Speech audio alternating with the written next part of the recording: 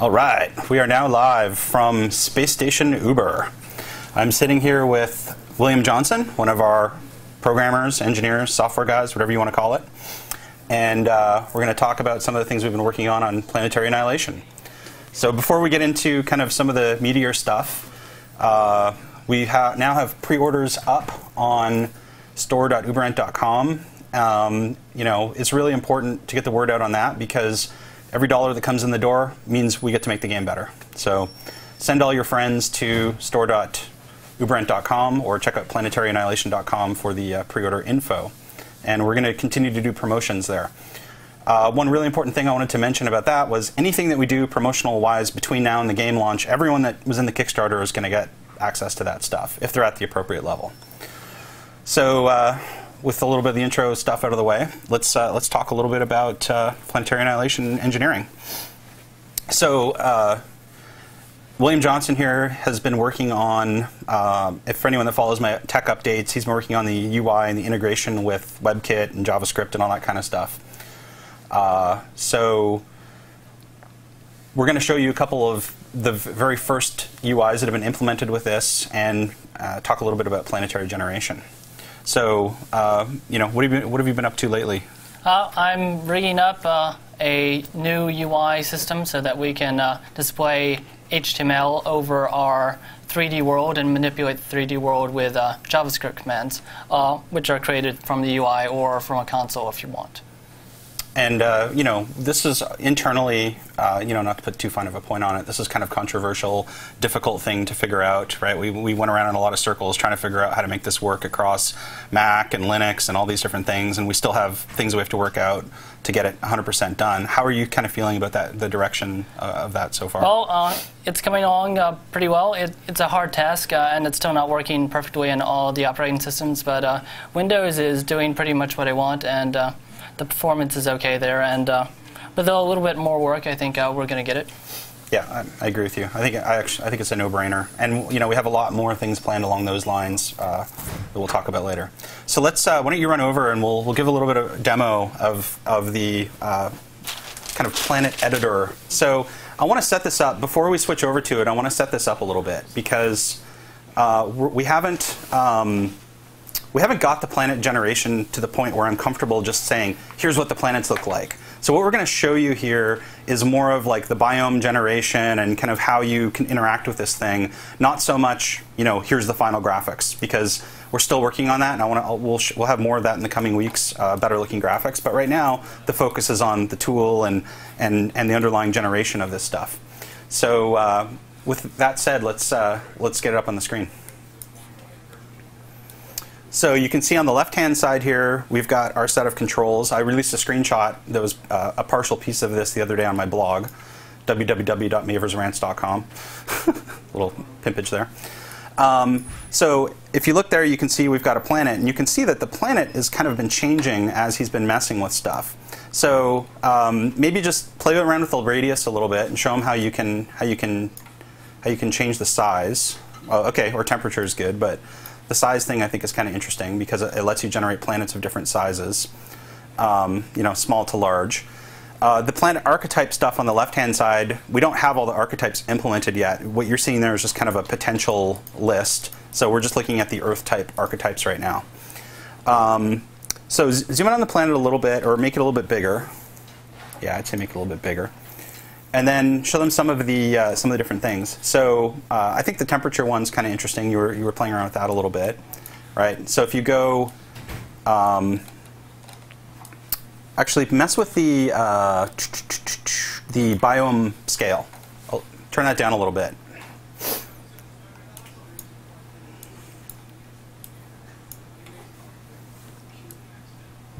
There we go, or maybe more in the middle. So what the biome scale that he's playing around with controls is it controls how the biomes get generated with respect to height. So for example, if you change the height of the water relative to the biomes, relative to the biome scale, you'll end up with different areas of mountain and different areas of things. Temperature controls things like ice and where the polar regions are. The radius is the size of the planet. And then these sliders that you see here are actually going to be different for every archetype. So Earth-type planets that have deserts and have water and all that kind of stuff are different. So show them a water planet, right? Water planet. So now show them a desert planet. Crank the water down and crank the temperature up.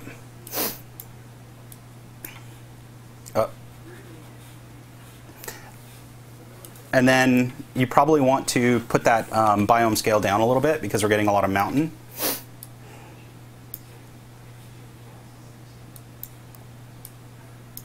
Something's not working right. Okay, well. Oh yeah, flip around so that we can see the other side. It looks like there's some desert. Exactly. So anyway, as you can see, there's a lot of different kind of controls here, and there's actually a lot more to this terrain generation process than what you're seeing here. What you're seeing here is really just kind of the biome generation. There's the whole geometry generation, all that kind of stuff. And the way that stuff works is pretty weird and different compared to what most other engines do, and I'll get into that more in a future update. So you can see now he's got 2 planets, and you can set up orbits around amongst the different planets. I mean, this tool that you see here is eventually going to, it's the system builder. It will allow you to build the entire system, including things like asteroid belts and all that kind of stuff. So anyway, that's the quick kind of demo there. I don't want to beat this to death because it really is just something that you're seeing. This is a total developmental snapshot right here. There's no, you know, this is basically like what he had on his computer today is basically what we're showing you. So I'm pretty happy with how this is coming along and with the planetary generation processes. And I think it's gonna work really well. Be really cool. So WJ, why don't you come back and we'll take a few questions about this. I don't want to do a big long Q&A here, but if somebody has a couple of questions that are interesting, we'll try to answer them. Can we put that on my computer today? No. Although technically it would run. Not going to release it yet. Okay, doesn't look like there's that many questions really. So so people are asking why the planets seem to have a stripe, because basically what you're seeing with that stripe is you're seeing where the edge of the different biomes based on latitude show up. So during the biome generation phase, it tends to be kind of discrete in a way. But when you actually generate the real geometry and all of the stuff that goes on top of it, those boundaries get blurred, so it doesn't look as kind of straight line as that. So all the commands that are sent to the sim, which is creating the actual planets, is controlled by JavaScript. So that's already set up, and the idea is that we're trying to make a UI system that is moddable and expandable. So if you know HTML or JavaScript, you'll be able to make your own UIs and interface with them in a way that you want. Yes, so there's actually a couple interesting things there. So there's the actual definition of the planet archetypes is an external file, so you can modify those. And then there's also all the UI that uses the JavaScript interface, like you were talking about, to control it, and that's modifiable. So there's a lot of updates. There's a lot of ways of modding it, basically. What's the limit for the size of a system? Currently, there isn't actually a limit. There probably will be, maybe, but maybe not. Yeah, we made everything small for this because it still takes a long time to build large planets. We haven't spent a lot of time optimizing that. So you can make pretty big planets, and you can make a lot of them. It just depends on your CPU. Will planetary orbits be able to collide? That's a good one. Funny joke. Yes, of course, because that's how you smash them into one another. Now, if you're in the editor and you make them collide, nothing's going to happen because it's the editor. Will planets in-game orbit each other as well? Absolutely, right? I mean, if you think about like an Earth-type planet that's orbiting around a solar system that has a moon that's orbiting around the planet. Will there be weather effects for different biomes? Maybe. It's not really a priority, though. There's definitely going to be atmospheric effects, though. Right? Because different planets, some of them have atmospheres, some of them don't have atmospheres, all that kind of stuff. Is gravity a factor that's used? Yes. It's not currently there, though. Will texture blending be implemented to make things look more natural? Okay, let me emphasize again. What you're seeing is not actually what the planet looks like. What you're seeing is basically a representation of the different biomes. So you don't need to worry about things like texture blending and all that kind of stuff. We have solutions for that. This is why I don't like showing people early stuff, but you know what? You guys paid for the game, so I'm showing you what we're working on. Yes, you should pre-order the €90 one, except it's only 90 bucks, which is, what, €5? Okay, that was a joke. When are we planning to release this game? Next summer. Can we have cube worlds? Interesting question. It's not particularly precluded by the engine. It may get precluded at some point by something that we do or that we miss, but I don't think it's impossible that the game can be modded into having cube-type worlds. We can randomly generate planets. I did that. I just didn't talk about it. You can have complex orbitals. You can have planets orbiting planets orbiting planets. The UI for selecting planets isn't finished. I just threw a lot of that together this morning so we can show something more interesting.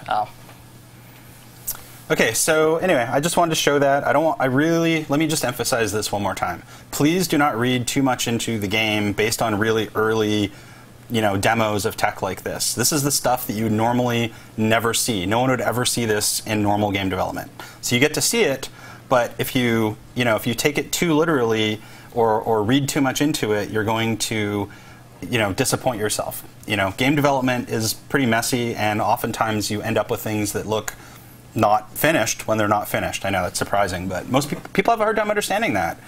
We've had a rule, for example, we would never show something like this to a game publisher because they wouldn't get it. So hopefully you guys are the ones that do get it. So is there anything else that you want to talk about? No, I think we've covered it. Okay, so I want to move on to the next segment here, which is to introduce one of the newest engineers on the team. So why don't you come over and I'll introduce you on camera. It is. All right, so this is Elijah Emerson. He is the guy that is effectively in charge of unit motion, navigation, pathfinding, all that kind of stuff. You guys know Storian is writing the AI, but Elijah is the guy that's making the units actually be able to move around really well and do all that kind of stuff. So welcome to the show. Yeah, thanks for having me. Definitely, it's awesome to be a part of this team and working on this game in particular. Super excited. Let's see, there's so much I could talk about. Let's see, so what should I talk about? Let's talk about myself for a second. Been in the industry for a long time. Went to DigiPen, which is pretty cool because we get a lot of people asking questions about how do I get into the industry, and that's how you got in, right? Right. Yeah, I got a bachelor's at DigiPen. After that, I was a teacher. I taught video game development for a little bit, and then I went to Amaze Entertainment for about a year, and then after that, I went to Gas Powered Games for 10 years, and I was a lead engineer at Gas Powered Games, and then after that, I came here at Uber to work on this game with the Uber guys. I'm super excited about this game. Let's see, if I was to talk about myself, I'd say I have a lot of passion. I love games. I love making games.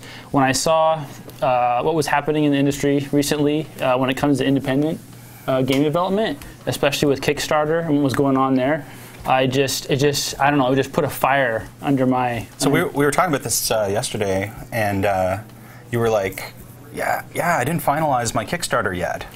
And I was like, the hell?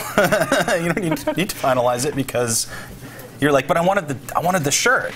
And I'm like, yeah, but we have a shelf over there. It's got all, that's where the shirts are. You just kind of grab one, right?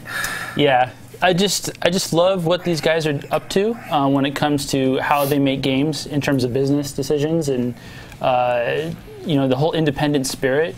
I think when you're more independent, the more creative you can be, and the more you can push boundaries that haven't been pushed before. And so when I saw the Kickstarter that Uber put together for Planetary Annihilation and having asteroids smash into planets and just everything that was going on there was just, it got my blood, pumping. And so something that I'm really excited about, and you guys can look this up on Google, is something called Flow Fields. It's something that I implemented for Supreme Commander 2. Something that I'm really, trying to push tech and take RTS to a new level, doing new things that have never been done before. So, for example, in Supreme Commander 2, we had a unit that could push all the guys on the map anywhere you wanted to. Like we called that the Magnetron. Anyways, that's just a taste of some of the things that you can do when you're moving away from some of the old techniques of the past. There was risk, so I maintained 2 different code paths when I was doing this work over at GPG. Long story short, I'm really passionate about RTS games and the movement and bringing the tech to a new level. And so when I saw the Kickstarter happen, the first thing I did is I came over here and I congratulated the guys. I said, good job, on the Kickstarter. I thought it was one of the best Kickstarters, that I've seen, in the industry in terms of describing what it is that they're going to make. And it just really got my blood pumping. And then the next thing I said to them was, you guys really should look at flow fields. And it's something that, I'm passionate about pushing in our industry. And so, anyways, long story short, John was like, how would you like to do flow fields, So anyways, I'm taking it to the next level with this game. Let's talk about that. I mean, you've been here for, I guess it's just been a month, right? Right. So, you've been here for a month. So what have you been working on, and what point are you at with all this stuff? Right. So what's nice about doing something again is you get to look at it again, and especially when you're pushing, the boundary when it comes to technology. Some of this stuff is R&D, and some of it solidifies, and some of it doesn't. And the code, might not be, the most ideal. So when you're building it a second time, you really get the chance to do it even better than before. So that's really what I'm doing. I'm making everything better than what I did before, and I'm excited to show you guys some of that stuff. Everything is going to be dynamic. In other words, you can have mountains smash into each other. You can have comets come and hit the planet, and like everything is going to be like if you look into flow fields, how would I describe it? Think of I think of Lord of the Rings when you're seeing those huge armies. It's almost like I don't know what to call it, like an amoeba or something. It's just everybody's affecting everybody else, and then throw into that formations or like the fact that you are dodging these group of guys or you're flocking with these other guys, or just it looks more. It's just a different experience than what you're used to. I mean, physics. I mean, you don't usually see physics affecting real game movements. Usually you see physics maybe because somebody died. It doesn't actually affect the real game. But imagine if I just had some power to push half of an army over a cliff, into lava. You don't usually see that because when you're doing movement, it's expensive to take you off the track. Because if you come off of that path, you have to repath. And then you have to repath again and again and again. And when you solve the problem using fields, you don't have to do that. That cost isn't there. So it really frees the characters and the kind of physics you can have. So what stuff do you actually have running right now? Which pieces have you coded up? Okay, so I've coded up. So let's see what. Okay, so there's a graph that articulates a higher level of the path. The paths that are valid, and I built that, and it's fully dynamic. So like let's say you have an asteroid come in, or walls are being added or removed, or hills are being added or removed, it will dynamically rebuild itself in a way that's fast. And so I built that out. I've also built in the support for walls and hills, as I described before, and I also built out a steering pipeline. And what I mean by a steering pipeline is you can have a unit, and it has different forces that are coming in that are affecting its decision on how to move. So it isn't a fixed path. You can think of walking through the mall. If you're walking through the mall and you see a crowd of people, maybe they're closer together, so you might not even be thinking about this, but it's like you have a space around you that is like where, okay, I need to just move out of the way because I don't want to run into this guy that's walking toward me.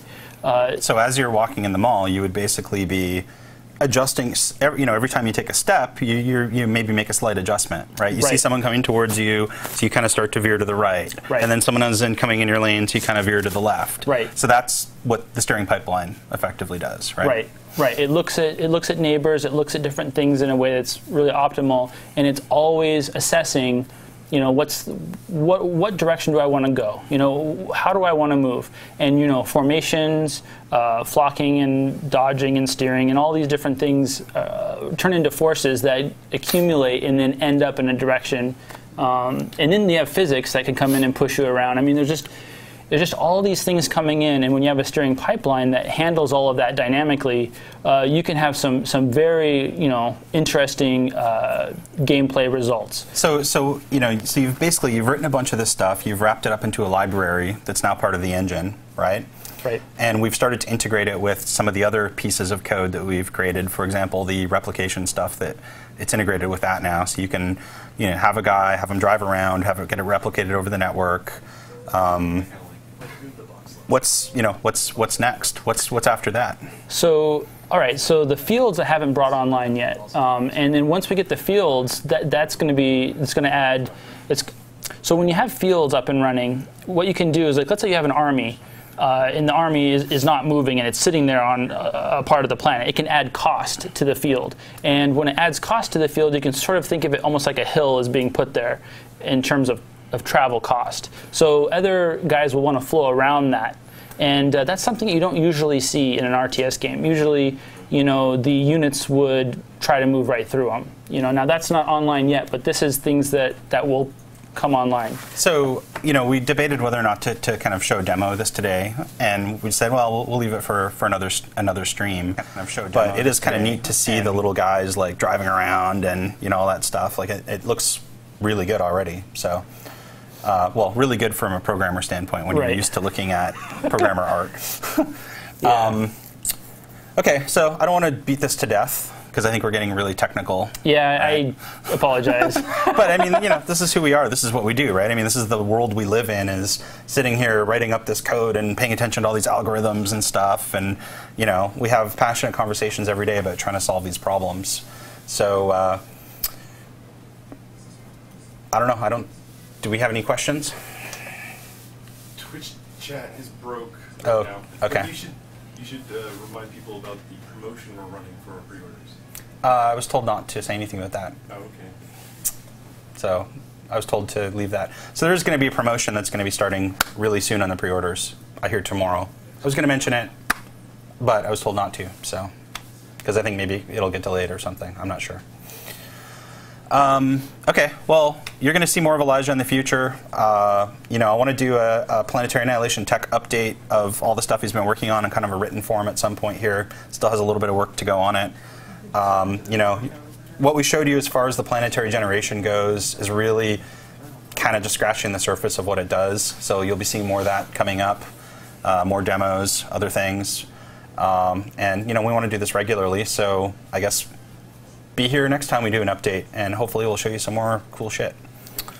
So I think I'm going to wrap it up. Anything you want to say? Awesome. Hey, thanks, guys. I'm excited, and this is pretty nice to be able to show you things in the middle of development. I'm used to... Isn't this so unusual? It's very unusual for me. Usually, you know, I do R&D work, and I do, you know, tinkering without nobody, you know, knowing. And then I hope at the end when we show you, you know, that you're happy with it. But it's exciting for me to talk about new technologies that have never been done before in our industry with you right now, and get some of that feedback. You know, show you some of this stuff. You know, share with. Don't you just feel wrong? Like, shouldn't there be a publisher breathing around our neck saying you can't talk about this or something? Yeah, I mean, I still feel weird about it. You know, right? Like I caveat everything. Hey, it's work in progress, all that kind of stuff. Just because it's so weird. Yeah. You know, weird but great. So thanks for everybody who's tuned in. It was entertaining for me, so I'm going to go do some work now. Yeah, I got a lot of work to do, and I look forward to seeing some of the responses you guys have on some of this crazy tech talk that we just pulled out here. And your time, now that I have some questions that I can actually answer, will we get that badass editor? Yes.